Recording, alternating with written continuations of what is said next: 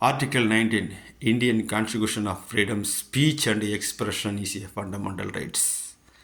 அம்பேத்கர் எழுதின சட்டம் 19 என்ன சொல்லுதுன்னா, இந்தியாவில் பிறந்த அனைவரும் சுதந்திரமாக பேசுவதற்கும் சுதந்திரமாக கருத்து தெரிவிப்பதற்கும் முழு சுதந்திரம் உள்ளது அப்படின்னு சொல்கிறாங்க. இப்போது நான் ஒரு வேடிக்கையான ஒரு கதை சொல்கிறேன். ஒரு ஊரில் எல்லாருமே எல்லா மதத்தினரும் இருந்தாங்களாம். ஆனால் நாளடைவில் அந்த ஊரில் மெஜாரிட்டியே பார்த்தீங்கன்னா இந்த கிறிஸ்துவ மதத்தை பரப்பி கன்வெர்ட் ஆகி எல்லாருமே கிறிஸ்துவ மதத்துக்கு மாறிட்டானாம். ஒருத்தர் தவிர அக்பர்னு ஒரு பாய் மட்டும் இருந்தாராம். இப்போது அந்த மத குரு சொல்லுவார்ல, ஃபாதர், இந்த டைமில் ஃபாஸ்டிங் இருக்கணும், விரதம் இருக்கணும் அப்படின்னு சொல்லுவாங்கள்ல. அது மாதிரி ஒரு நாள் தான் எல்லாருமே 45 நாள் எதுவும் விரதம் இருக்கணும், ஃபாஸ்டிங் இருக்கணும், நான்வெஜ் எதுவும் சாப்பிடக்கூடாது அப்படின்னு சொல்லிட்டாராம். எல்லாருமே கடைப்பிடிச்சிட்டு வந்தாங்களாம். ஆனால் அந்த அக்பர் வீட்டில் மட்டும் டெய்லியும் சிக்கனு நான்வெஜ் ஸ்மெல்லாக வந்துகிட்டே இருக்குமா. ஒரு லெவலுக்கு மேலே பொறுத்துக்க முடியாமல் எல்லோரும் போய் அவங்கக்கிட்ட சொல்லியும் பார்த்தாங்களாம். ஆனால் அவர் கேட்கல. ஆனால் தினமும் அவர் நான்வெஜ் சமைச்சிட்டே இருந்தாராம். அப்போது அந்த ஃபாதர்கிட்ட போய் கம்ப்ளைண்ட் பண்ணிட்டாங்க. அந்த ஃபாதரும் கூப்பிட்டு சொல்லிட்டார், ஏன்பா எல்லோரும் மனசு கஷ்டப்படுற மாதிரி இருக்குது, நீ நான்வெஜ் செய்யாதேன்னார். அவரும் சொல்லிவிட்டு அடுத்த நாள் பார்த்தா நான்வெஜ் தான் செய்வாராம். அவர் வீட்டிலேருந்து அந்த சிக்கன் வாசனையாக வந்துகிட்டே இருக்குமா.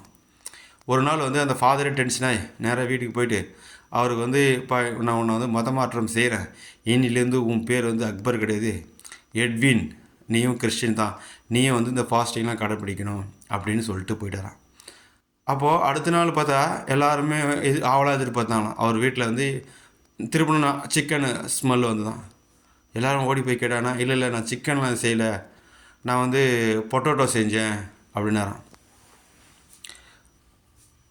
என்னடா சொல்கிறானே சொல்லிவிட்டு, இல்லைப்பா நீ சிக்கன் ஸ்மெல் தான் வந்தது, இல்லை நான் பொட்டேட்டோ செஞ்சேன்.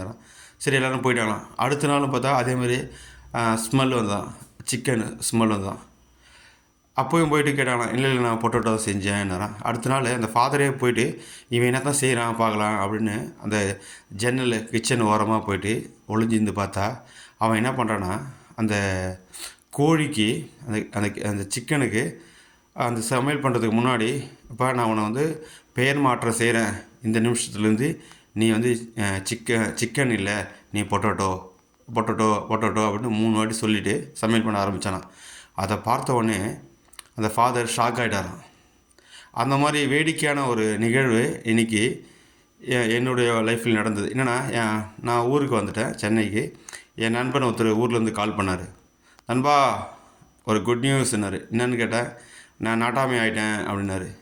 என்னடா சொல்கிற, நாட்டாமைன்றது என்னடா சாதாரணமாக அது பொறிக்கல்ல மாதிரி சொல்லிடானே. இல்லை நாட்டாமை ஆகிட்டேன்னா எப்படிறாண்ணா, நானே எனக்கு ஆகிட்டேன் அப்படின்னா.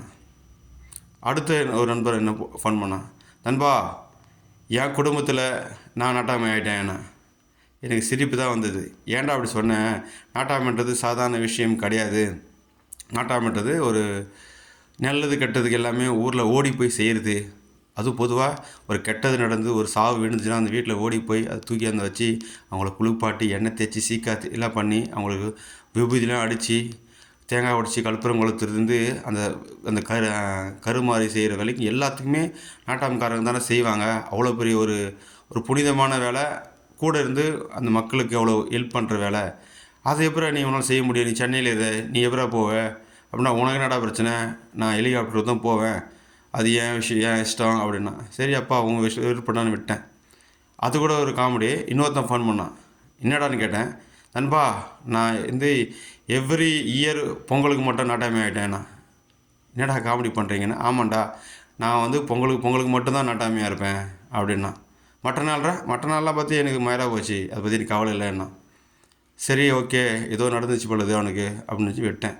ஆனால் உண்மையிலே நாட்டாமை என்பது ஒரு நிர்வாகம், ஒரு அட்மினிஸ்ட்ரேஷன். இந்த ஊரையே தன்னுடைய கண்ட்ரோலில் கட்டுக்கோப்பாக வழி நடத்துகிற ஒரு உன்னதமான ஒரு புனிதமான ஒரு பதவி நாட்டாமை. பதவின்றதை விட ஒரு சர்வீஸ். தேங்க்யூ.